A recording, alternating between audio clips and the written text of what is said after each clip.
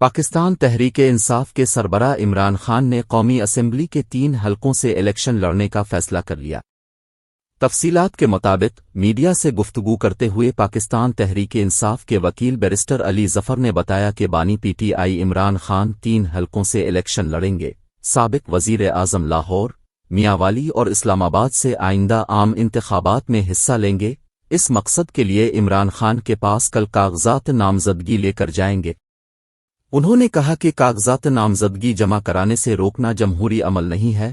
کارکنوں کو ہدایات کر دی گئی ہیں کہ اپنے کاغذات فائل کر دیں۔ امیدواروں کی ٹکٹوں کا فیصلہ بھی بہت جلد ہوگا۔ ان امیدواروں کو ترجیح دی جائے گی جنہوں نے پارٹی کے لیے قربانیاں دیں۔ امیدواروں کے لیے جیل میں موجود پی ٹی آئی رہنماؤں کو ترجیح دی جائے گی۔ پاکستان تحریک انصاف نے پارٹی ٹکٹ کے خواہش مند افراد کو کاغذات نامزدگی جمع کرانے کی ہدایت کرتے ہوئے کہا ہے کہ فروری کے انتخابات کے ٹکٹ اگلے 2 ہفتوں میں فائنل ہوں گے۔ امیدوار ٹکٹ کا انتظار کیے بغیر دسمبر تک کاغذات نامزدگی جمع کروا دیں۔ فارم پر کرنے کے لیے کسی ماہر وکیل کی خدمات حاصل کر کے کاغذات جمع کروائیں۔ الیکشن کے طریقہ کار کے ماہرین اور حلقے کے وکلاء کو اپنی ٹیم کا لازمی حصہ بنائیں۔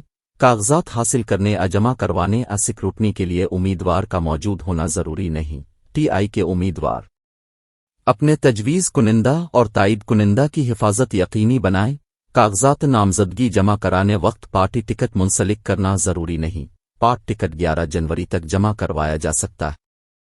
اسی سلسلے میں الیکشن کمیشن کا کہنا ہے کہ ایک امیدوار مختلف تجویز کنندہ و تائید کنندگان کے ساتھ زیادہ سے زیادہ 5 کاغذات نامزدگی جمع کروا سکتا ہے۔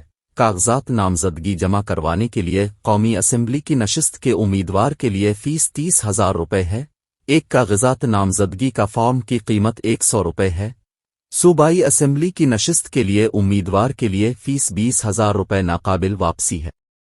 الیکشن کمیشن نے بتایا ہے کہ کاغذات نامزدگی متعلقہ ریٹرننگ آفیسر دفتری اوقات صبح 8:30 سے شام 4:30 بجے تک 20 سے 22 دسمبر تک جمع کروائے جا سکتے ہیں۔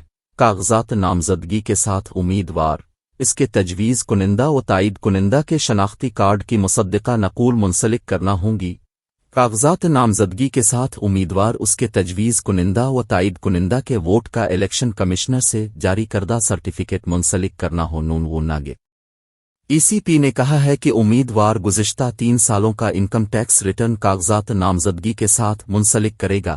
امیدوار کی جانب سے پاسپورٹ کی مکمل نقل کاغذات نامزدگی کے ساتھ منسلک کی جائے گی۔ امیدوار کی جانب سے کاغذات نامزدگی کی فیس نقد براہ راست ریٹرننگ آفیسر بذریعہ بینک ڈرافٹ جو کہ ریٹرننگ افسر کے نام ہو یا کسی بھی نیشنل بینک کی شاخ میں نقد جمع کروائی جا سکتی ہے۔